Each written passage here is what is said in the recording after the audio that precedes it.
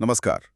आज हम मुगल बादशाह औरंगजेब के एक बहुत लंबे और कहना चाहिए उथल-पुथल भरे शासनकाल पर बात करेंगे, जो 1658 से 1707 तक चला। और जाहिर है हम ये सब उन स्रोतों के आधार पर कर रहे हैं जो हमें मिले हैं। जी हाँ। और इन स्रोतों में हमें उनके शुरुआती जीवन से लेकर उनके भाइयों के साथ वो जो उत्तराधिकार का खूनी संघर्ष हुआ, फिर उनके समय के बड़े विद्रोह, दक्कन के उनके अभियान और हाँ, उनकी वो धार्मिक नीतियाँ जिनकी काफी चर्चा होती है, सबका जिक्र मिलता है। बिल्कुल। तो कोशिश यही रहेगी कि इन दस्तावेजों से औरंगजेब के दौर की जो मुख्य घटनाएं हैं, जो नीतियां हैं, उनको समझा जाए। एक बात तो शुरू में ही ध्यान खींचती है, मतलब अपने भाइयों को हराकर गद्दी लेना और फिर 2 बार राज्याभिषेक करवाना। ये थोड़ा अलग है मुगल इतिहास में। हाँ, ये बात तो है। उनका जन्म 1618 में उज्जैन के पास दौहद नाम की जगह पर हुआ था और पहला युद्ध उन्होंने शाहजहां के समय में ही लड़ा था। वो बुंदेल राजा थे जुझार सिंह, उनके खिलाफ। अच्छा। फिर 1637 में फारस की राजकुमारी थीं दिलरास बानो बेगम, जिन्हें राबिया बीबी भी कहा जाता है, उनसे निकाह हुआ। लेकिन हाँ, सत्ता तक का रास्ता आसान नहीं था। भाइयों के साथ काफी संघर्ष हुआ। और फिर 1658 में जब गद्दी पर बैठे तो ये 2 बार राज्याभिषेक, इसका कोई खास कारण समझ आता है स्रोतों से? शायद क्या कहते हैं, अपनी स्थिति पक्की करने के लिए। हो सकता है शायद पहला वाला थोड़ी जल्दबाजी में हुआ हो और दूसरा पूरी धूमधाम से अपनी सत्ता को पूरी तरह स्थापित करने के लिए किया गया हो। पर देखिए, शासन शुरू होते ही चुनौतियां भी सामने आ गईं। कई विद्रोहों का जिक्र है। हाँ, जैसे वो 1667 का जाट विद्रोह मथुरा के इलाके में हुआ था। ये क्या ये कोई छोटा मोटा झगड़ा था या कुछ बड़ा था? नहीं, स्रोत बताते हैं कि ये स्थानीय मुगल सूबेदार था अब्दुल्ला नबी। उसके कथित शोषण के खिलाफ था। गोकुल जाट के नेतृत्व में ये एक बड़ा किसान विद्रोह जैसा था। हालांकि मुगल सेना ने इसे दबा दिया था। पर ये दिखाता है कि साम्राज्य में अंदर ही अंदर कुछ ठीक नहीं चल रहा था। बिल्कुल। और फिर 1672 में सतनामी विद्रोह हुआ।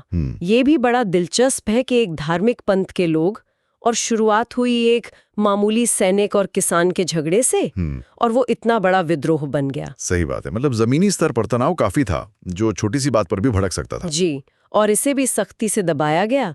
इसी समय में सिखों के साथ भी तनाव बढ़ा, खासकर 1675 में गुरु तेग बहादुर जी की शहादत के बाद। फिर गुरु गोविंद सिंह जी के नेतृत्व में वो संघर्ष चलता रहा। और राजपूतों के साथ भी मामला बिगड़ा, मारवाड़ को लेकर शायद। हाँ, 1678 में मारवाड़ के शासक थे जसवंत सिंह। उनकी मृत्यु हुई तो सूत्रों के अनुसार औरंगजेब ने कोशिश की कि मारवाड़ सीधे मुगल कंट्रोल में आ जाए। बस यहीं से जसवंत सिंह के बेटे अजीत सिंह के पक्ष में राजपूतों ने विद्रोह कर दिया। इसे भी दबाया गया, पर इसने वो जो पुराना भरोसा था मुगलों और राजपूतों के बीच, उसे कमजोर जरूर किया। तो उत्तर भारत में ये सब चल ही रहा था।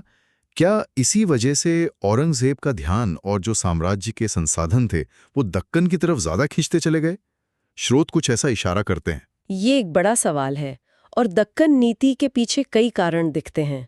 जैसे बीजापुर और गोलकुंडा, जो शिया सल्तनतें थीं, उन पर नियंत्रण करना। वो मुगलों के आदेश कई बार नहीं मान रहे थे। फिर मराठों की ताकत बढ़ रही थी, उसे रोकना था। और हाँ, साम्राज्य विस्तार की अपनी इच्छा तो थी ही। बीजापुर को मिलाने में तो करीब 30 साल लग गए, सोचिए, 1656 से 86 तक। अच्छा, और 1686 में उन्हें खुद जाना पड़ा वहां? जी हाँ, जब वो खुद पहुंचे तब जाकर बीजापुर मुगल साम्राज्य में मिला। और कुछ ऐसा ही गोलकुंडा के साथ हुआ। वहां के शासक थे अबुल हसन। 1687 में औरंगजेब ने खुद कमान संभाली और गोलकुंडा पर भी कब्जा हो गया। पर एक मोर्चा था जहां उन्हें पूरी सफलता नहीं मिली। मराठों का? शिवाजी महाराज के साथ तो संघर्ष पहले से ही था। शाइस्ता खां की नाकामी, फिर वो पुरंदर की संधि 1665 में। बिल्कुल। लेकिन 1680 में शिवाजी महाराज की मृत्यु के बाद भी ये रुका नहीं। उनके बेटे संभाजी महाराज, फिर राजा राम, इनके नेतृत्व में मराठों ने लगातार मुगलों को उलझाए रखा। स्रोत ये साफ बताते हैं कि औरंगजेब अपनी पूरी ताकत लगाकर भी मराठों को पूरी तरह दबा नहीं पाए, और ये लंबा युद्ध, इसने साम्राज्य के खजाने पर और सेना पर बहुत भारी असर डाला। अब आते हैं उनकी धार्मिक नीति पर। ये हमेशा से ही एक मतलब बहस का मुद्दा रही है। स्रोत उन्हें एक कट्टर सुन्नी मुसलमान बताते हैं जो कुरान के हिसाब से शासन चलाना चाहते थे। उन्हें जिंदा पीर क्यों कहते थे? जिंदा पीर यानी जीवित संत। ये शायद उनकी अपनी जो धार्मिकता थी, उनका सादा जीवन और इस्लामी कानूनों को लागू करने पर जो उनका जोर था, उसकी वजह से कहा गया हो। लेकिन इसी धार्मिक झुकाव की वजह से कुछ ऐसी नीतियां भी आई जिन्हें असहिष्णु माना जाता है। जैसे वो जजिया कर का फिर से लगाया जाना। हाँ, जजिया जो गैर मुसलमानों पर लगने वाला कर था, उसे फिर से लागू किया गया। इसके अलावा स्रोतों में कुछ हिंदू मंदिरों को तोड़ने, नए मंदिर बनाने पर रोक लगाने, तीर्थ यात्रा कर लगाने और होली दिवाली जैसे त्योहारों को सार्वजनिक तौर पर मनाने पर पाबंदी लगाने का भी जिक्र मिलता है। और भी कुछ पाबंदियां थीं, जैसे सिक्कों पर कलमा खुदवाना बंद कर दिया, झरोखा दर्शन बंद कर दिया। जी। कलमा यानी इस्लाम का मूल मंत्र, झरोखा दर्शन वो सुबह राजा के प्रजा को दर्शन देने की रस्म थी। तुलादान में राजा को सोने चांदी से तोलकर दान करते थे। संगीत पर भी सार्वजनिक रूप से पाबंदी लगाई गई। ये सब शायद इस्लाम की उनकी अपनी समझ के अनुसार था। लेकिन यहाँ एक बड़ा दिलचस्प विरोधाभास है।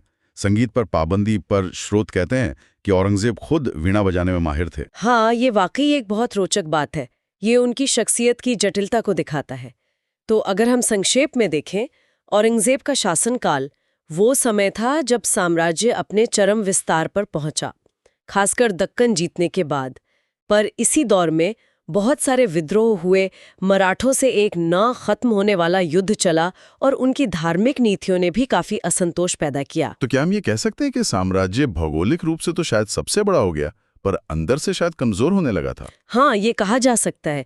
देखिए, लगातार युद्ध, खासकर दक्कन का वो लंबा खिंचने वाला संघर्ष और नीतियों से जो असंतोष पैदा हुआ, इन सब ने कहीं न कहीं अनजाने में ही सही साम्राज्य के पतन की जमीन तैयार कर दी।